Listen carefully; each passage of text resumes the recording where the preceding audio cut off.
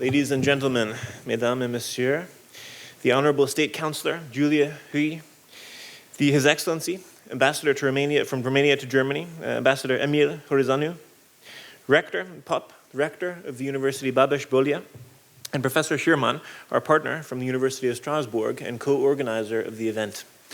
Ladies and gentlemen, it is an honor for me and a pleasure for me to introduce today's event for a number of reasons. First of all, of course, due to the patronage of the President of Romania that he has kindly given and very generously given to this event. Secondly, of course, due to the distinct importance of this topic, especially now for Europe, but also for the rest of the world. And thirdly, because of the friends and partners that I really feel part of on the stage here today as we run this conference.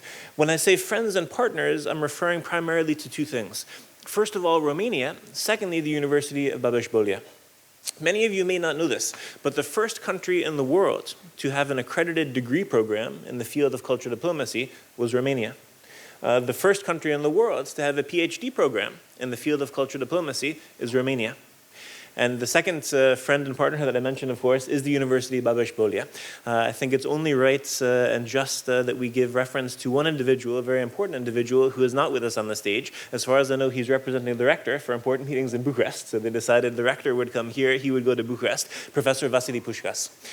Many of you, I think all of you know the name Vasile Pușcas, not only one of the great champions when it comes to Europe and the European Union, having been the key negotiator for Romania, as they actually negotiated their place within the European Union, but also one of the most prominent professors of the University of Babeș-Bolyai. It's really thanks to the hard work of Professor Dr. Pușcas, as well as actually President Constantinescu, the president of the Academy for Cultural Diplomacy and the former president of Romania, that we are here today, that this entire partnership was built with the University of Babeș-Bolyai. Ladies and gentlemen, the University of Babeș-Bolyai, as well as the country of Romania, we really consider a driver and one of the leaders and champions in the field of cultural diplomacy. It was in Cluj, in Transylvania, at the University of Babeș-Bolyai, where everything began for us in terms of the academic field of cultural diplomacy. We're proud to say we now have BA, MA, and PhD programs in the field of cultural diplomacy, and we're bringing students from all around the world to Cluj, as well as to Bucharest, as well as many students, of course, to Berlin, as well as other locations. So for a number of reasons, I really am so delighted and also honored to be here on the stage with you. I'm so happy that you chose also Berlin and also the Institute for Cultural Diplomacy as the location for this event. Allow me just a few moments. I really want to leave most of the time for the experts today, but just a few moments to give you a few reflections on Europe and also on cultural diplomacy. Disintegration and integration in East Central Europe. This is the topic that we are focusing on for the coming days, and I would like to share with you just a few reflections on both the European Union and cultural diplomacy and why I feel we have a very special opportunity the coming days to gain insights and hopefully some perspectives and hopefully new strategies as we look ahead at what we can expect for hopefully more integration as opposed to disintegration when it comes to Europe. The European Union finds itself today in an awkward position where you have, on the one hand, a lot of very serious crises and challenges that are pushing at the European Union every day, while at the other hand, here we are in Berlin, which I think proves as one of the major success stories of actually everything that the European Union believes in and has accomplished so far.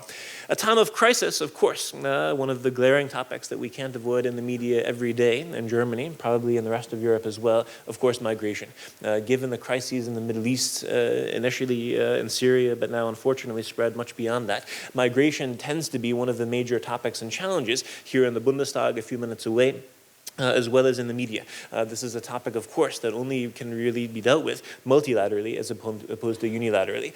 In addition to that, of course, as an American living now 15 years in Germany, it's been interesting to observe the many debates that are taking place, whether it's Scotland wanting to leave the United Kingdom or the United Kingdom wanting to leave the European Union, Catalonia wanting to leave Spain. It seems almost every year there's a new challenge, a new pressure, whether it's Greece, whether it's Spain, whether it's Ireland. And every day almost, I have this feeling as an observer of the European Union, there's a new test, there's a new push. Can this club, can this organization stay together? Can it hold its strength amidst the sea of many storms and many challenges?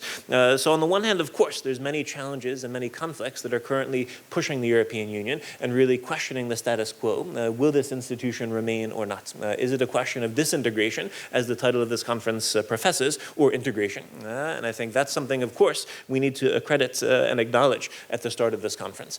On the other hand, as was pointed out by the ambassador and the others, here we are in Berlin, which again, as an outsider looking in, as well as for many Berliners, we really feel every day the success story of everything that the European Union believes in.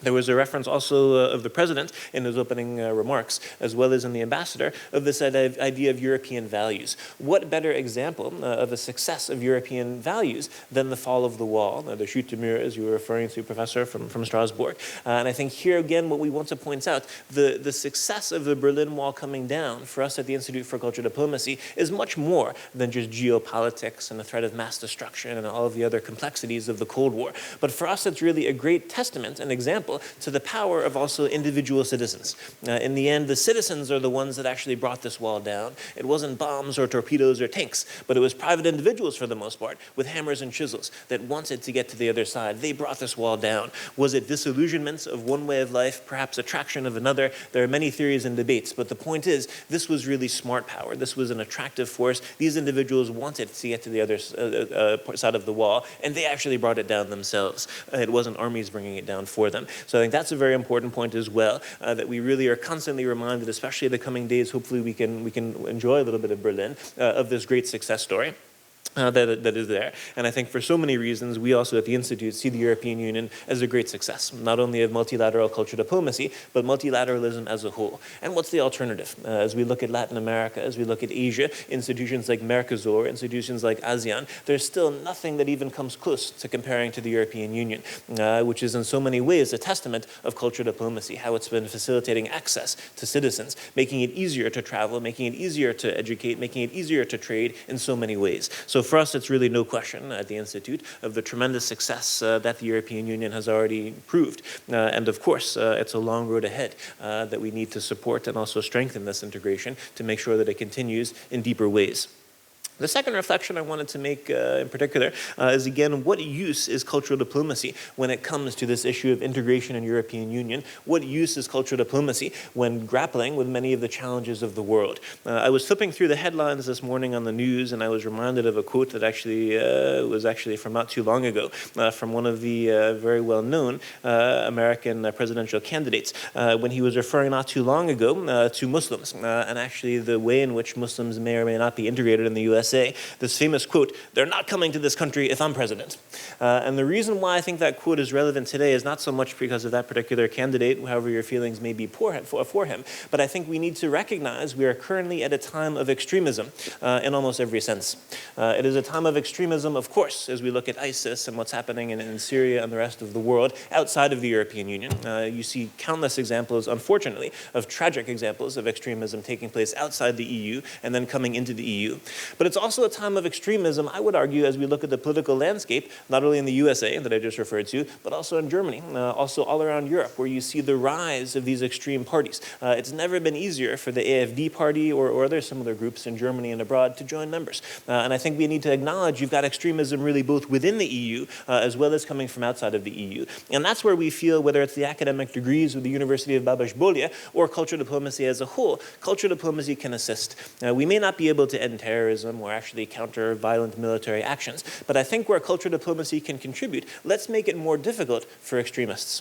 The next time someone comes and says there's an axis of good or an axis of evil, let's make it more difficult for them. The more academic exchange to Cluj and to Romania, the more academic exchange all around the world, the more difficult it will be for them to say there is such a thing as an Islamic civilization or a Western civilization. Let's make it more difficult for the extremists, wherever they may be, in our own countries, our fellow citizens, or coming from abroad. And I think we do need to treat this issue as an issue really very much a reflection of our own identities and the imperfections of our own societies, as well as those imperfections of societies around the world. And I think if we look at it in a very humble way such as that, and we look at a humble way, one small contribution that could have radical repercussions, that's where I think actually cultural diplomacy can assist very much, especially with the key challenges taking place today. Not to mention, of course, as we discussed migration, how do we facilitate education and exchange between migrant groups and actually local populations relations? How do we establish, as was mentioned earlier, a dialogue, an understanding, a trust? We don't have to agree, we don't have to be friends, but we very much do need that basic understanding and trust so that we can work together as a team, whether it's a European team in the European Union context or a national team within Romania, within Germany, and within other countries. And I want to agree also with the words of Rector Pup. I definitely think, and I've actually experienced myself, Cluj and Transylvania are very powerful examples where you see this every day. And through our students as well, it's been fascinating to hear the reactions of students who had never heard anything about Cluj before this program, and they went there and were so impressed, not only with really how exciting it was as a university city to live in, but definitely in terms of this openness. They felt comfortable. They felt really an openness, culturally speaking, that I think is very rare to find, even in a city like Berlin, as international as it is. There definitely is something very special about Cluj and Transylvania, and that's why I think it's really only appropriate that we began the first programs of cultural diplomacy there. So to conclude, I would say the main contributions that we would really hope to see for the future integration of European Union and the future integration also of cultural diplomacy as it becomes more multilateral as opposed to unilateral is, as I was saying earlier, how we can make it easier to facilitate access to our cultures, to facilitate access between borders. And I think if we can keep that spirit alive amidst this time of challenge, amidst this time of conflict, I think it's only for the benefit of the Europeans as well as for actually the international citizens around the world. So thank you again so much to the presidents, to the ambassador, to the rector, to Dean Pound, to the University of Babeș-Bolyai for having decided to host this very important event here at the Institute for Cultural Diplomacy in Berlin. We are very excited to learn. We are very excited to listen to the excellent group of international experts that are here, and we wish you all an excellent and a thought-provoking conference. Thank you very much.